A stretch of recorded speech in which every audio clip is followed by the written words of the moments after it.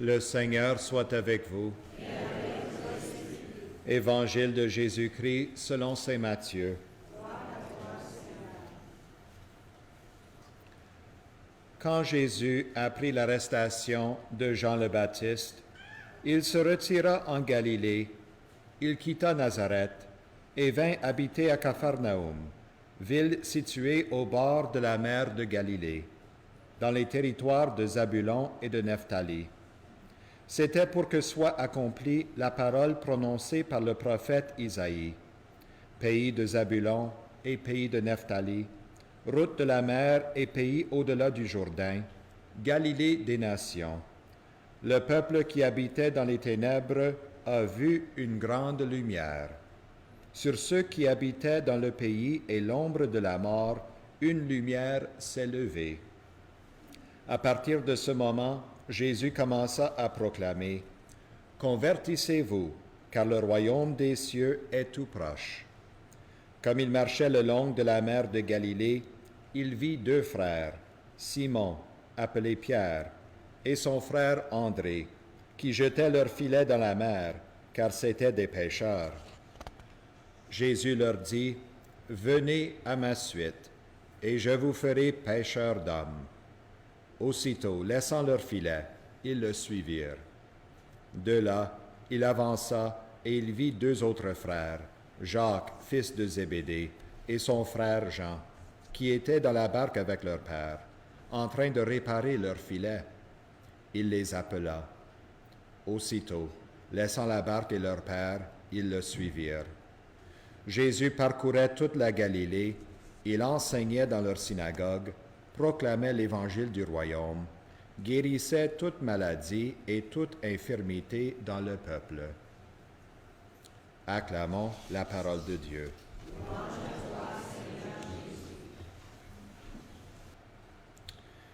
Les psychologues nous disent qu'il y a une petite malfonction dans notre manière de penser comme des êtres humains. Ils l'appellent l'erreur de planification.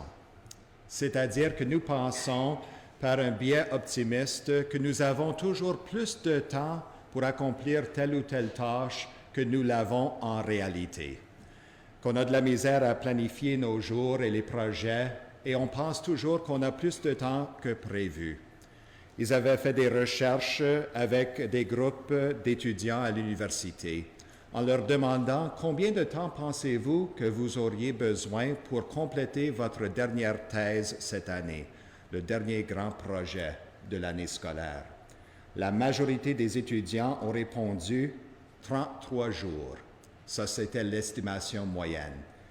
En réalité, la moyenne après la fin de l'année scolaire était 55 jours que cela leur a pris de compléter la thèse. On le fait souvent chez nous. On circule puis on voit deux voitures seulement dans la ligne du service au volant chez Tim Hortons et puis on arrête pensant que ça va pas prendre beaucoup de temps pour avoir notre café là au service au volant.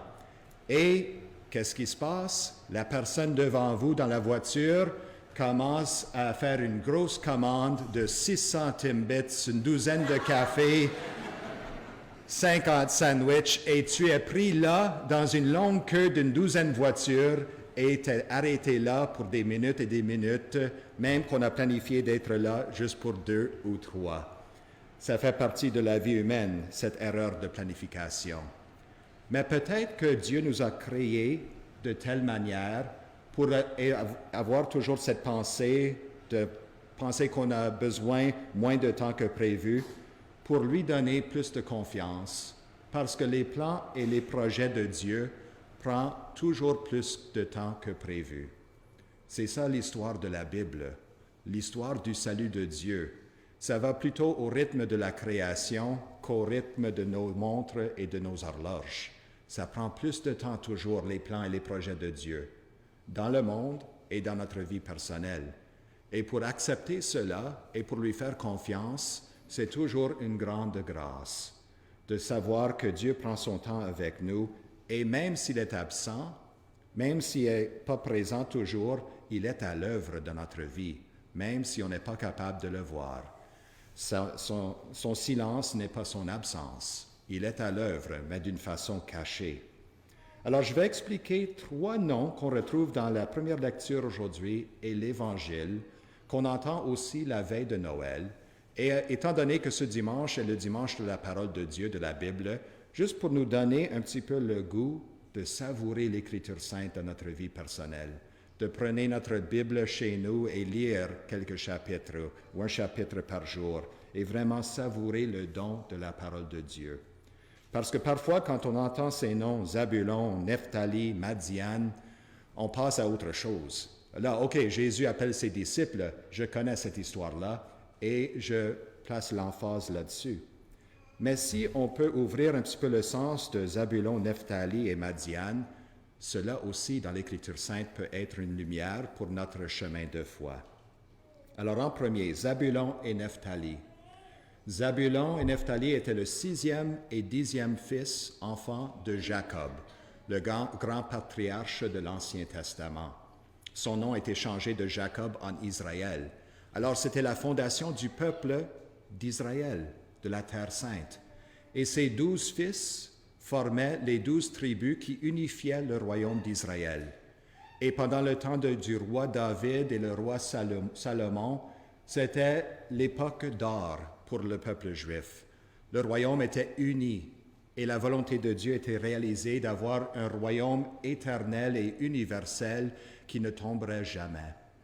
Mais malheureusement, le fils du roi Salomon, Rehoboam, a imposé tellement de taxes et d'impôts sur le peuple qu'il y avait une division entre le nord et le sud.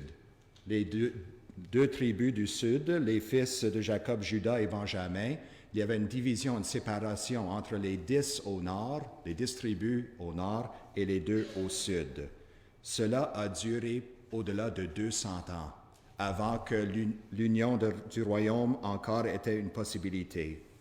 Mais lorsque c'était une possibilité, le peuple d'Israël était envahi par la Syrie et ensuite le Babylone.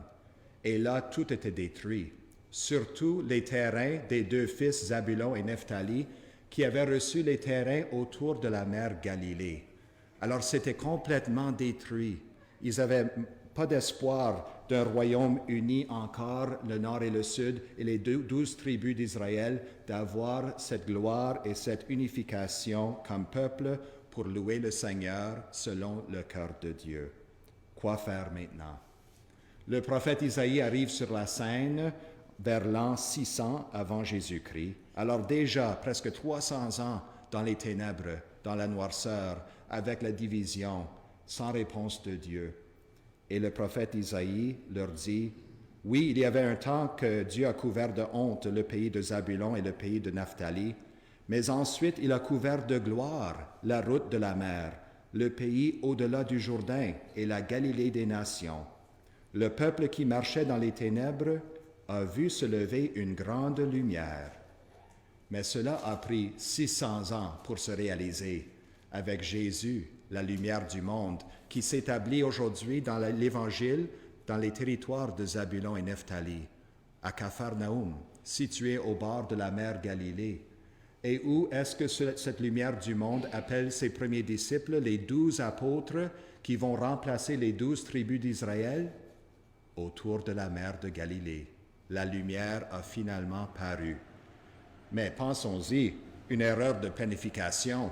900 ans, 9 siècles pour que cela arrive avec les plans et les projets de Dieu, mais il était toujours à l'œuvre, chaque année, chaque moment, dans le peuple d'Israël. Et on voit maintenant, avec l'arrivée de Jésus, l'accomplissement de son projet et de son plan.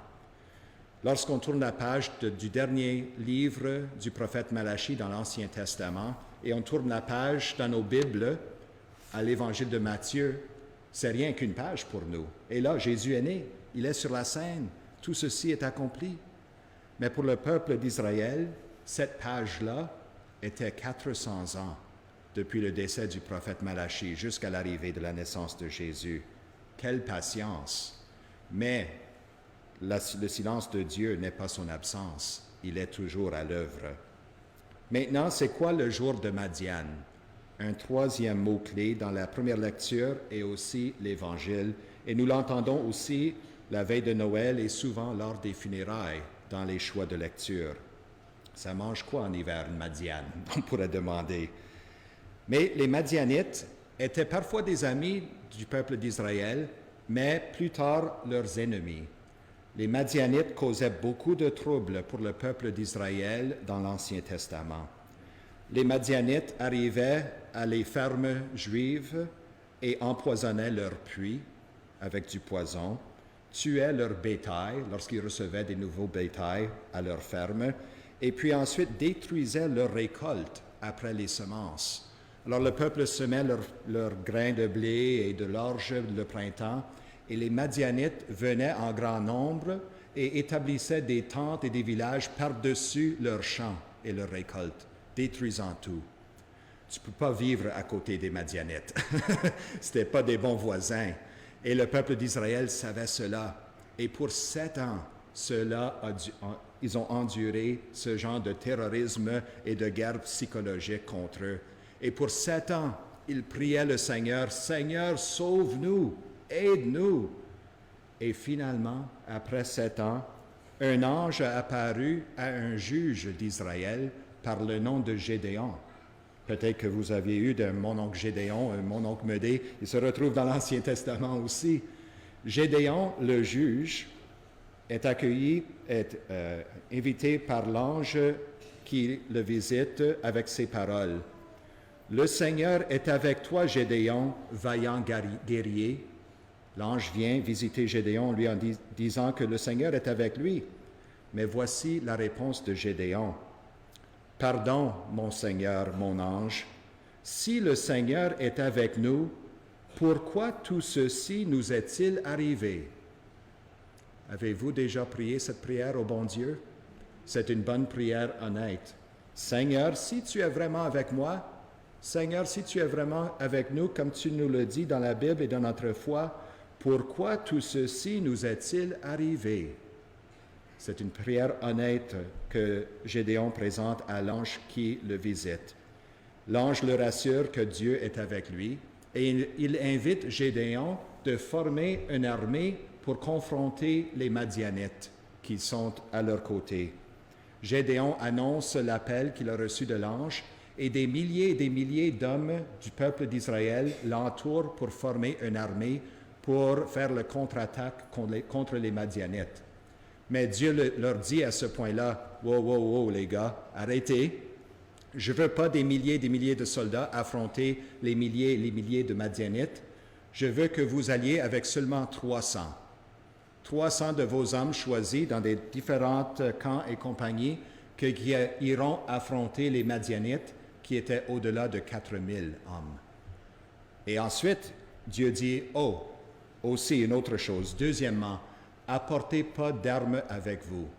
Apportez pas d'épée, pas de couteau, rien comme ça. Vous irez avec une chandelle, un flambeau, dans un bocal de verre. Apportez cette chandelle-là dans une main et dans l'autre main une trompette. Et quand je vous le dirai pendant la nuit, soufflez, jouez la trompette fortement avec vos lampes allumées et criez à haute voix pour Dieu et pour Gédéon. » Gédéon a appris ces instructions et les a suivies. Il a formé les 300 hommes et ils avaient leur chandelle dans une main, les trompettes dans l'autre. Et pendant la nuit, à l'appel de Gédéon, tout le monde a joué leur trompette. Les Madianites se sont réveillés. Ils avaient tellement peur qu'ils se sont commencés à se chicaner entre eux et ils ont fui. Israël a remporté la victoire. Leçon, si vous avez des problèmes avec vos voisins, sortez pendant la nuit avec les trompettes, chandelle en main, souffle bien fort et criez pour Dieu et pour Gédéon, ça va régler les problèmes, là. Ouais. C'est là dans la Bible. Mais plus important, souvenons-nous toujours de notre journée de Madian, parce que le peuple d'Israël a appelé ce jour-là et cette victoire le jour de Madian dans leur vie. Et chaque fois qu'ils avaient besoin d'affronter des obstacles, parfois qu'ils pensaient que Dieu était absent, ils se sont souvenus de cet épisode de leur histoire, le jour de Madian. Dieu t'a accordé et nous a accordé tous et toutes un jour de Madian dans notre vie, que Dieu a exaucé nos prières, que nous avons ressenti sa présence avec nous, que Dieu a dégagé un obstacle quelconque ou un autre, lorsque nous marchons dans des ténèbres, soit le mois de janvier ou peu importe dans notre vie spirituelle, souvenons-nous toujours de notre jour de Madiane personnel. Parce qu'avec Dieu, il n'y a jamais une erreur de planification. Il juste attend pour le meilleur temps pour dévoiler son plan pour nous et nous accorder ses grâces. La parole de Dieu est la lumière pour notre chemin et notre salut. C'est Dieu qui toujours prépare notre chemin de vie.